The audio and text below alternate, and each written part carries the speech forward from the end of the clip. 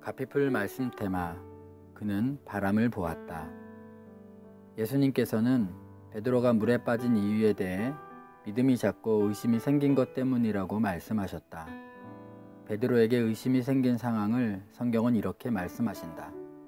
바람을 보고 무서워 빠져가는지라 소리질러 이르되 주여 나를 구원하소서 하니. 마태복음 14장 30절 말씀. 베드로는 처음에 자신을 물 위로 오라 하신 예수님을 보고 걸었으나 곧 바람을 보고 무서운 마음에 믿음이 작아졌다. 그는 바람을 보았다. 바람이 일으키는 파도와 풍랑을 보았다. 아무런 장비도 없이 풍랑 한가운데 서 있는 것은 정말 두려운 일이다. 사실 배가 있어도 강한 풍랑 앞에서는 무용지물이다. 그래서 예수님께서 물 위로 걸어오신 게 아닌가. 배에 있으나 풍랑 앞에 서 있으나 두렵기는 매한가지다. 사람은 늘 두렵다. 믿음을 갖기 어려운 구조를 가진 게 사람이다.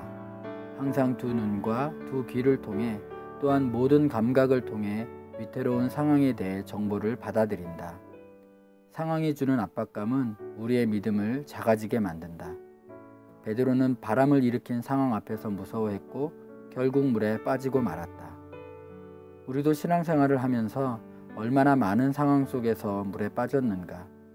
우리의 믿음은 상황이 주는 압박감과 싸우는 것이다. 그러므로 믿음이 견고한지 아니면 작아져 있는지를 확인하려면 상황이 주는 압박을 어떻게 처리하는지를 보면 된다. 압박감이 마음 안에서 더 크게 작용하고 있다면 자신의 믿음에 문제가 있다는 것을 알아야 한다. 베드로는 바람을 보고 무서워했다. 물에 빠져 죽을 것에 대한 두려움이다. 상황이 주는 압박감은 우리를 죽이려고 하는 상황까지 간다. 사람이 제일 무서워하는 것은 죽음이다. 생명을 잃는 것을 두려워하기 때문에 믿음의 투쟁은 목숨을 걸고 진행된다. 다니엘의 세 친구가 믿음을 지키기 위해 목숨을 걸었고 다니엘도 사자굴에 던져지면서 목숨을 걸었다. 다니엘의 세 친구처럼 죽더라도 믿음을 지키겠다는 고백 끝에 다시 살아나기도 했지만 스데반처럼 믿음으로 복음을 전하고 순교하기도 한다.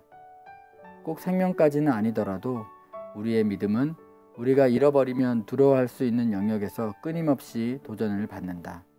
건강, 명예, 돈, 가족, 직장 등에서 믿음은 시련을 겪는다. 죽을 때까지 밀어붙이는 싸움이 믿음의 싸움이다. 아파서 고통을 겪거나 사람들이 욕하거나 돈이 없어서 가난해지거나 가족을 잃거나 직장에서 인정받지 못하고 전망이 없어질 때까지 우리의 믿음은 계속 공격을 받는다. 어느 것 하나 쉽지 않다. 아주 고통스러운 상황이다. 그런 상황에서도 지켜야 하는 것이 믿음이다. 믿음은 거기까지 간다. 정말로 은혜가 필요하다. 그 어느 것 하나라도 우리의 마음을 빼앗아버리고 믿음을 갖는 것보다 상황을 더 두려워한다면 물에 빠지게 된다. 믿음은 죽음에 대한 두려움을 이겨내는 것이다. 그 정도의 단단한 믿음이 어렵기 때문에 성경은 마지막 때에 믿음을 보겠느냐고 말씀하신다. 믿음을 따라 물 위를 걷기도 하고 물에 빠지기도 한다. 눈에 보이지 않는 믿음의 내용을 따라 삶이 결정된다. 눈에 보이지 않는 믿음의 내용이 삶의 내용을 급박하게 결정해버릴 수 있다는 게 조금은 무섭다. 결국 믿음이 삶을 결정한다. 눈에 보이지 않으니 얼마든지 상황을 조작하고 자기 편한 대로 말할 수 있겠지만 믿음을 보시는 하나님의 결정을 우리는 바꿀 수 없다. 그대로 받아들여야 한다. 믿음대로 된다. 하나님께서는 우리의 믿음을 아신다. 가피풀 말씀 테마 그는 바람을 보았다.